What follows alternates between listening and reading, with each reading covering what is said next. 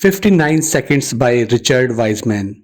बहुत सारी self help book, ढेर सारी ज्ञान बांटने वाली किताबें होती हैं, पर इस किताब में राइटर ने ज्ञान को रिसर्च के बेस पर परोसा है। पहले स्टडी की गई है कि व्यवहार के बारे में क्या सही होता है क्या नहीं, कई सारे अध्ययन किए गए। हम कैसे बिहेव करते हैं, कैसे रिएक्ट करते हैं, कैसे हमें अपनी जिंदगी को लेना चाहिए।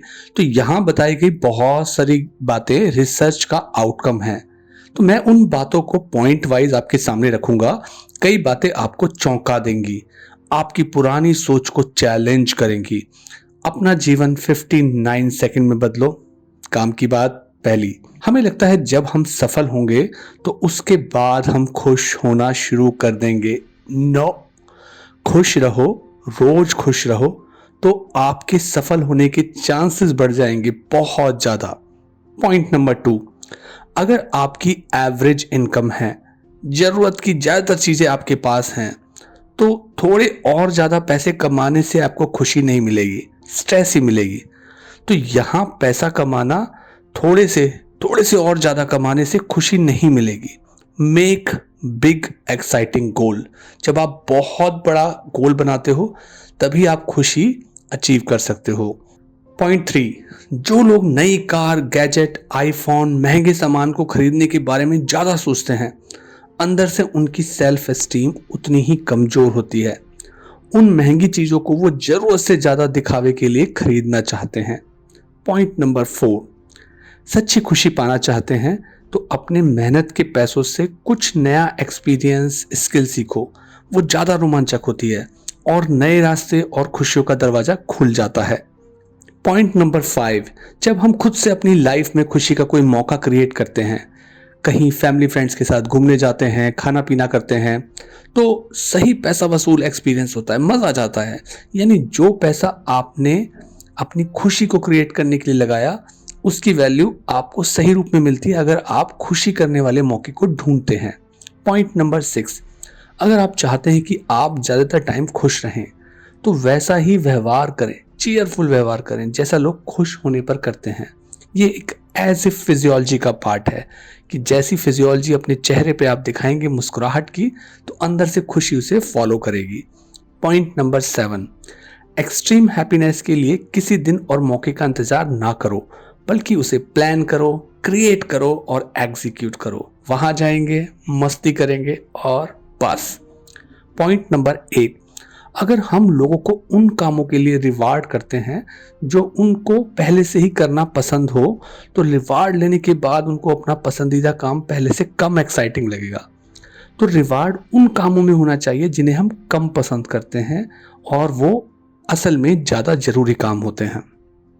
पॉइंट नंबर 9, अगर आप चाहते हैं कि लोग वो काम ज्यादा करें जो काम वो करना पसंद करते हैं, तो ऐसे में उन्हें रेगुलर रिवार्ड देने के बजाय सरप्राइज रिवार्ड दो, सरप्राइज गिफ्ट दो, या रिवार्ड के बजाय उनके कामों की तारीफ करो, तो वो उस काम को ज्यादा करेंगे।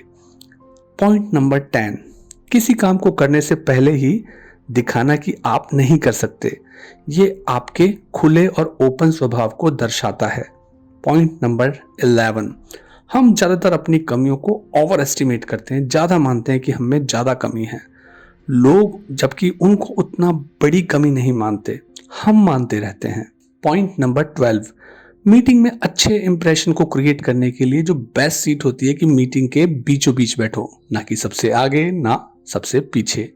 पॉइंट नंबर 13, अगर आप चाहते हैं कि कोई आपको चाहने या पसंद करने लगे, तो उसे आपका कुछ भला करने दो। जब वो आपकी मदद करता है या भला करता है तो वो आपको चाहने लगे, ऐसे ज्यादा चांस होते हैं।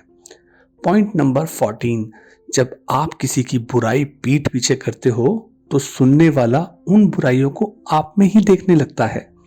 पॉइंट नंबर 15, हम उन लोगों को पसंद करते हैं जो हमारे जैसे हैं, ऐसे लोग जल्दी ही एक दूसरे से कनेक्ट हो जाते हैं। पॉइंट नंबर 16, मुसीबत आने पर बहुत सारे लोग मदद करने को आते हैं, पर असली में जब देखा जाता है रियलिटी में, तो उन सारे लोगों में से शायद ही कोई असली मदद कर रहा होता है। पॉइंट नंबर 17, जब हम किसी का भला करते हैं तो तब सबसे ज्यादा दिखता है अगर दोनों लोग अनजान हो और मदद चाहे छोटी हो पर वो समझदारी भरी हो। पॉइंट नंबर 18, अपने भविष्य की शानदार कल्पना अच्छा तो लगता है पर वो जीवन नहीं बदलता, कल्पना से नहीं बदलता। पॉइंट नंबर 19, जब हम अपना खाना धीरे धीरे चबाकर खाते हैं तो हम ब्रेन को बेवकूफ़ बना देते हैं कि हमारा पेट भर चुका है क्योंकि हम तो काफ़ी देर से खा रहे हैं। तो ये आपकी वज़न घटाने में मदद करता है। पॉइंट नंबर 20, अल्कोहल ड्रिंकिंग की आदत छोड़नी है तो ग्लास जब आप चूज़ करते हैं तो चौड़ा और छोटा ग्लास छोड़ो और उसकी बजाय एक पतला और लंबा ग्लास लो। पॉइंट नंबर 21, अगर हम टेम्पटिंग फूड सिचुएशन या ऐसी सिचुएशन जो हमको टेम्पटिंग लगती है, जो हमारे लिए ठीक नहीं है, उसे अपनी पहुंच से दूर रखना चाहते हैं तो हमको ऐसा ही करना चाहिए कि वो जो टेम्पटिंग फूड है या सिचुएशन है उसे अपनी आंखों के आगे जितना दूर रखेंगे उतना ही कम चांस है कि हमारा माइंड उसको अवॉइड कर पाएगा, क्योंकि माइंड को आसान काम पसंद है, एफर्ट करना पसंद नहीं है। पॉइंट नंबर 22, खाना खाते हुए टीवी देखने पर या डिस्ट्रैक्टेड रहने पर लोग ज़्यादा खाना खाते हैं। पॉइंट नंबर 23, अगर आप रोज़ाना क्या क्या खाते हो का लिस्ट बनाते हो तो आप कम खाने लगते हो, क्योंकि अब आप माइंडफुल होके सोच समझ के खा रहे हो। पॉइंट नंबर 24, अगर आप जिम जाने से पहले, यानी कि अगर आज आप नहीं गए और इस बात के बारे में आप पछतावा करते रहते हो तो 5 मिनट बाद पछतावा करने के आपके ज़्यादा चांसेस हो जाते हैं कि आप जिम जाओगे।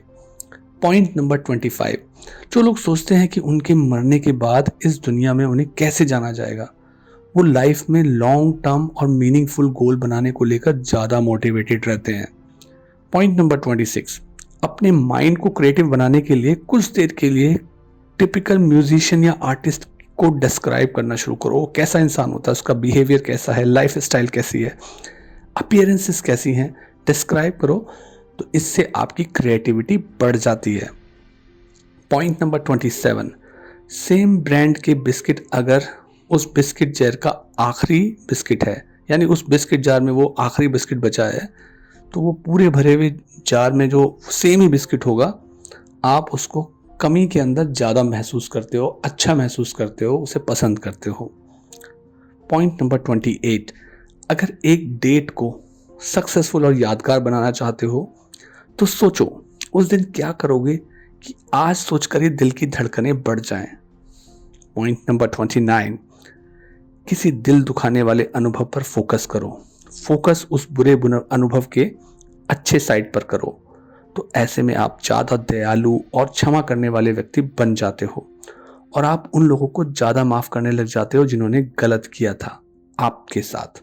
पॉइंट नंबर 30, अपने चारों ओर ऐसा सामान रखो जो आपके पार्टनर, लव्ड वंस की याद दिलाए, तो ऐसा करने पर रिलेशंस बेहतर रहता है।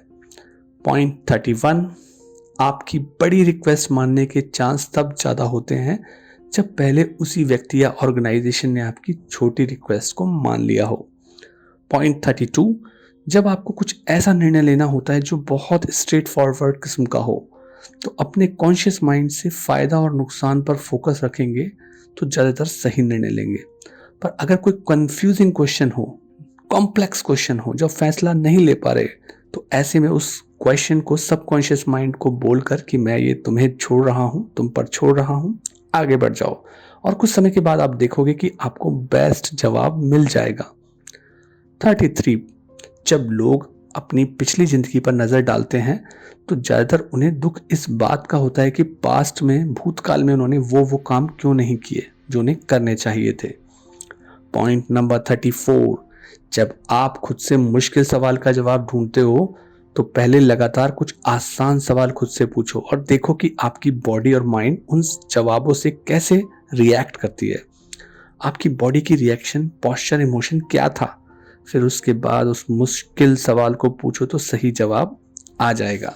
पॉइंट नंबर 35, ज़्यादातर लोग प्रोजेक्ट को पूरा करने में टाइम लिमिट को अंडर एस्टिमेट करते हैं, खास तौर पर जब लोग एक टीम या ग्रुप में काम करते हैं और वो रिजल्ट को ज़्यादा जल्दी एक्सपेक्ट करते हैं। पॉइंट नंबर 36, अगर आप अपने काम खत्म करने का सही टाइम का अंदाज़ा लगाना चाहते हो तो पास्ट में, अपने भूतकाल में जाकर देखो कि आपने पहले ऐसे सिमिलर काम और प्रोजेक्ट को कितने समय में पूरा किया था। इस प्रकार रिचर्ड वाइजमैन की 59 सेकंड बुक के अंदर बहुत सारी रिसर्च दी गई हैं जो हमारे व्यवहार के बारे में है, और उन्हीं में से यहाँ 36 पॉइंट को आपके सामने शॉर्ट फॉर्म में रखा गया है। Please to like and subscribe mind a book.